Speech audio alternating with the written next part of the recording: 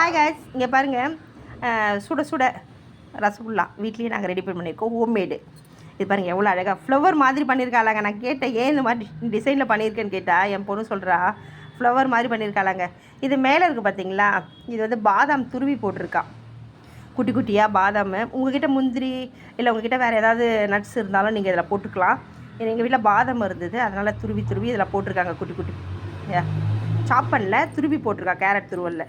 அதனால தான் உங்களுக்கு அந்த மாதிரி ஒரு சின்ன சின்ன பீஸ் மாதிரி இருக்குது பாருங்கள். அதான் இது வந்து என் பொண்ணு எனக்கு லீவ் இல்லை, அதனால் வீட்டில் செஞ்ச ஹோம்மேட் ரசகுல்லா, ஸ்வீட் ரசகுல்லா. இவ்வளோ தாங்க வந்தது ஒரு கவர் பாலுக்கு. அதனால் இப்போ போய்ட்டு நாங்கள் எல்லோரும் ஒரு பீஸ் எடுத்துக்க போகிறோங்க. ஸோ நீங்களும் இந்த மாதிரி வீட்டில் அழகாக செஞ்சு சாப்பிடுங்க. அதுவும் பசங்க வந்து செஞ்சாங்கன்னா அப்ரிஷியேட் பண்ணுங்கள் பெரியவங்க.